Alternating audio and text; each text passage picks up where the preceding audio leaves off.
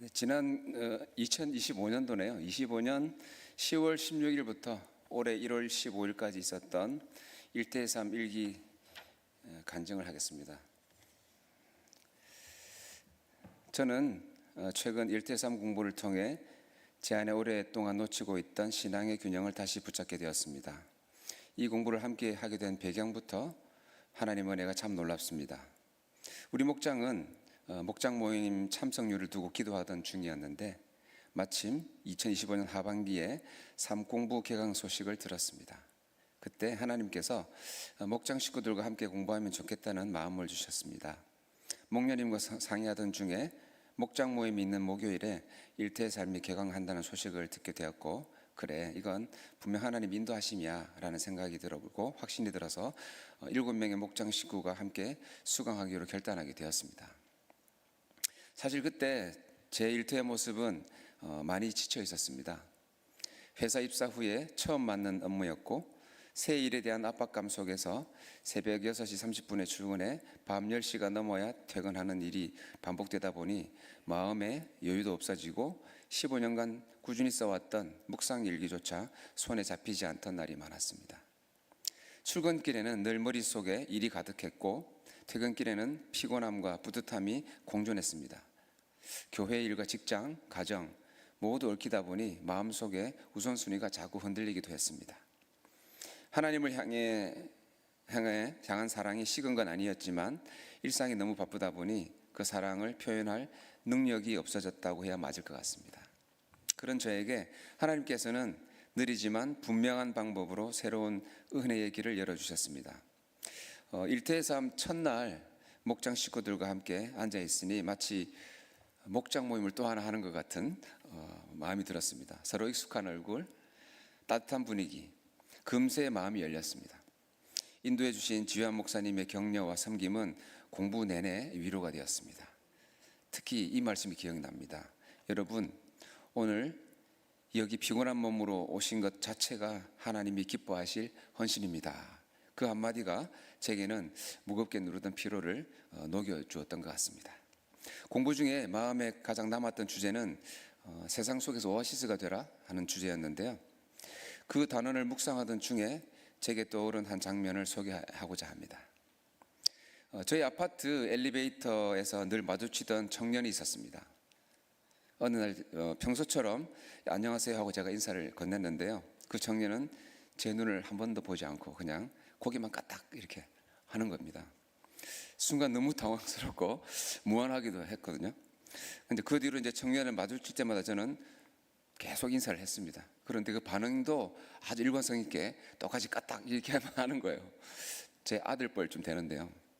근데 하다 보니까 저도 모르게 화가 치밀더라고요.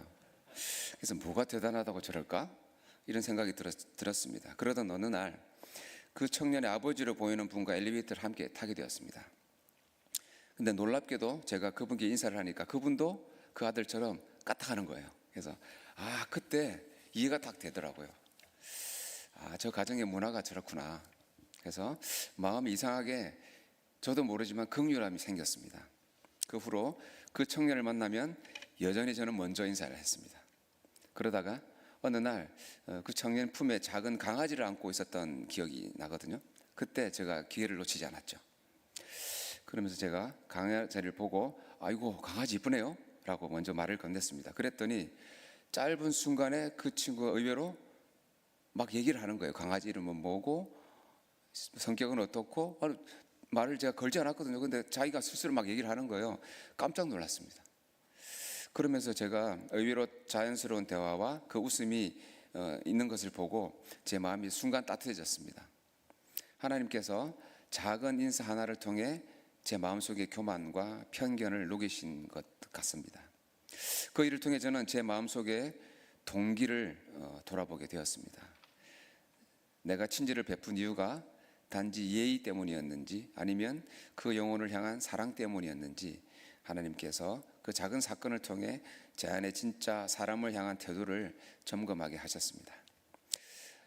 일대사를 마치고 가장 큰 변화는 출근길이 달라졌다는 겁니다.